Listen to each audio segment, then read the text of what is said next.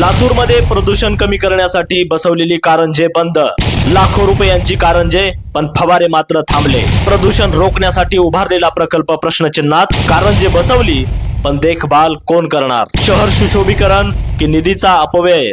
लातूरकरांचा सवाल. कारंजे कधी सुरू होणार? लातूर शहरात वाढत असलेली धूळ आणि वायू प्रदूषणावर नियंत्रण मिळवण्यासाठी महानगरपालिकेने काही वर्षांपूर्वी प्रमुख चौकांमध्ये आकर्षक कारंजे बसवली. या कारंजांमधून उडणाऱ्या सूक्ष्म पाण्याच्या फवाऱ्यामुळे हवेत असलेले धूळकण खाली बसतात आणि वातावरणातील उष्णताही काही प्रमाणात कमी होते. राष्ट्रीय स्वच्छ हवा कार्यक्रमाच्या कृती आराखड्याअंतर्गत महानगरपालिकेच्या माध्यमातून ही कारंजे बसवण्यात आली. शहर सुशोभीकरणाबरोबरच पर्यावरण संरक्षणाचा उद्देश ठेवून लाखो रुपयांचा निधी या प्रकल्पासाठी खर्च करण्यात आला. मात्र ही कारंजे सांगाड्या अवस्थेत असल्याचे चित्र सध्या पाहायला मिळत आहे. महानगरपालिकेच्या देखभाल अभावी कारंजांमध्ये पाणी नाही, मोटारी सडलेल्या अवस्थेत आहेत, तर काही ठिकाणी विद्युत जोडणी नसल्याचं समोर आलं आहे. त्यामुळे प्रदूषण नियंत्रणासाठी करण्यात आलेला हा प्रयोग कितपत यशस्वी ठरला, असा सवाल नागरिकांकडून उपस्थित केला जात आहे. लातूरकरांच्या आरोग्यासाठी कारंजे इतके गरजेचे होते, तर ते एका वर्षात बंद का पडले, असा सवालही लातूरकर विचारत आहेत.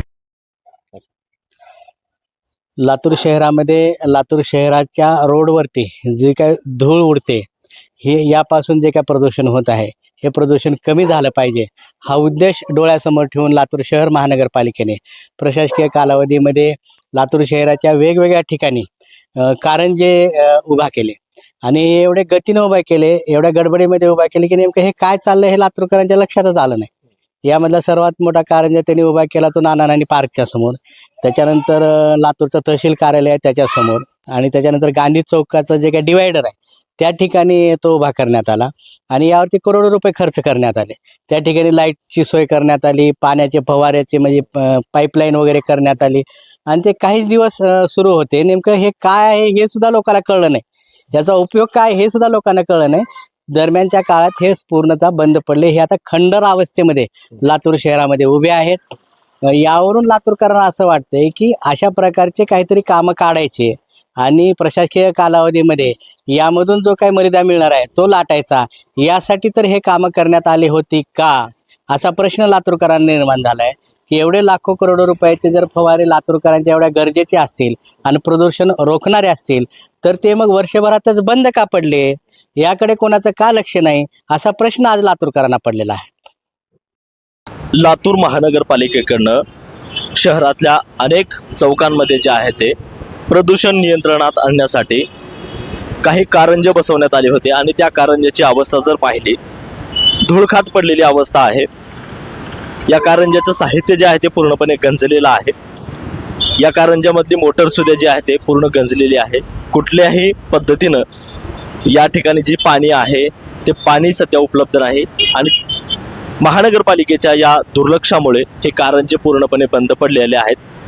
जवळपास पाहिलं तर लाखो रुपये खर्च करून शहरातल्या अनेक चौकांमध्ये प्रदूषण नियंत्रण करण्यासाठी हे कारंजे बसवण्यात आले होते.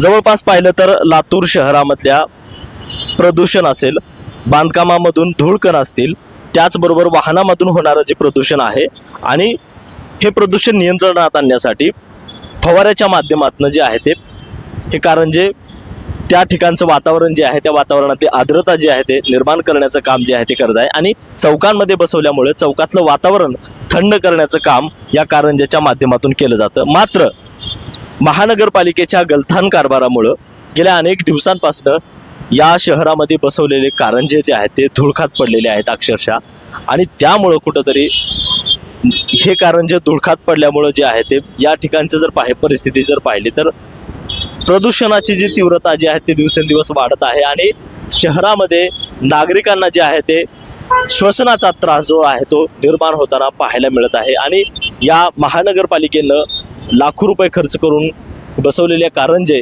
आता पुन्हा नव्यानं दुरुस्त करणार का आणि याची देखभाल करून पुन्हा एकदा या धूळकण जे आहेत प्रदूषण कमी करण्यासाठी हे कारंजे पुन्हा एकदा सुरू करणार का, हे सुद्धा पाहणं महत्त्वाचं आहे.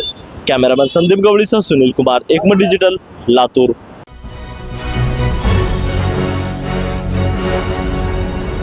Thanks for watching Ekmat Digital.